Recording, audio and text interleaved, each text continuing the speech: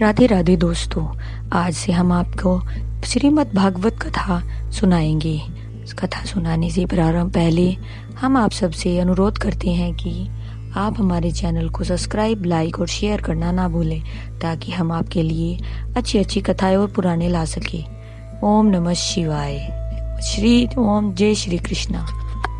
राधे राधे दोस्तों, आपका फिर से स्वागत है मेरे YouTube चैनल राधे श्याम में। आज हम आपको आगे की कथा सुनाते हैं। परमात्मा के स्वरूप में अटल स्थित हुए ज्ञानी पुरुषों को चाहिए कि वह शास्त्र विहित कर्मों में आसक्ति वाले अज्ञानियों की बुद्धि में भ्रम अर्थात कर्मों में अश्रद्धा उत्पन्न न करे, किंतु स्वयं शास्त्र विहित समस्त कर्म भली भांति करता हुआ उनसे भी वैसे ही करवावे।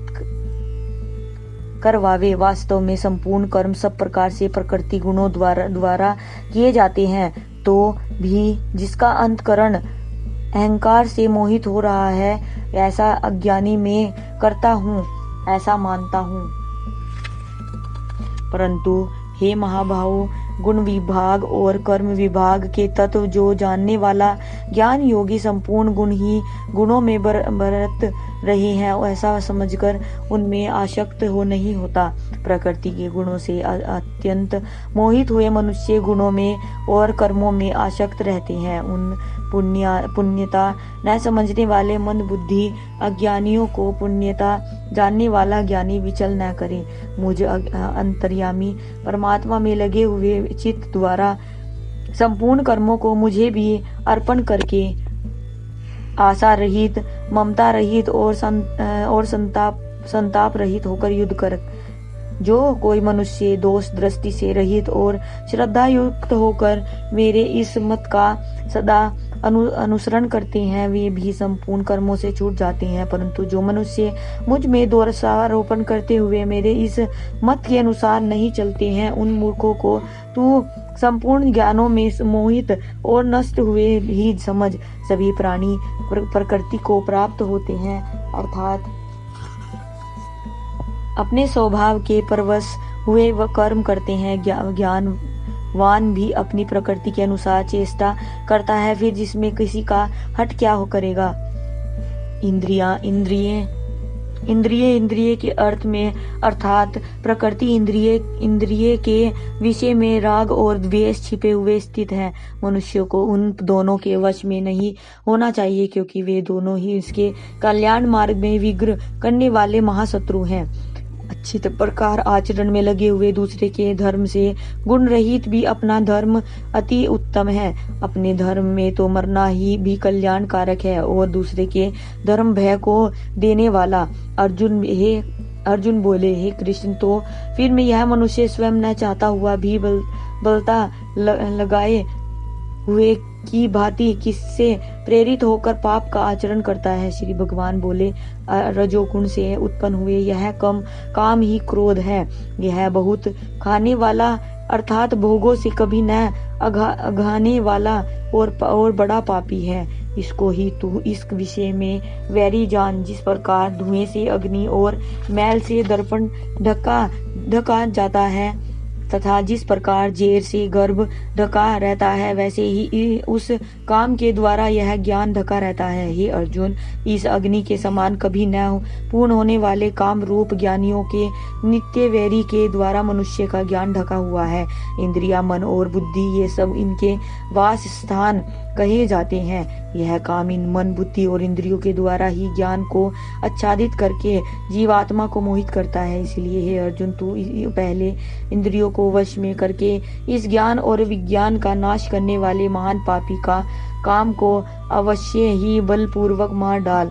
इंद्रियों को स्थूल शरीर से पर यानी श्रेष्ठ, बलवान और सूक्ष्म कहते हैं। इन इंद्रियों से पर मन और मन से भी पर बुद्धि और पर बुद्धि से भी अत्यंत पर है, वह आत्मा है।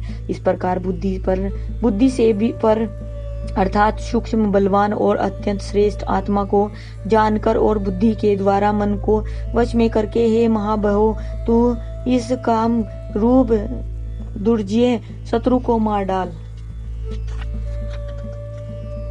श्री कृष्ण बोले, मेरे इस अविनाशी योग को सूर्य से कहा गया था। सूर्य ने अपने पुत्र वैवस्वत मनु से कहा और मनु ने अपने पुत्र राजा इक्ष्वाकु से कहा, हे प्रताप अर्जुन, इस प्रकार परंपरा से प्राप्त इस योग को राजर्षियों ने जाना, किंतु उसके बाद वह योग बहुत काल से इस पृथ्वी लोक में लुप्त प्राय हो गया।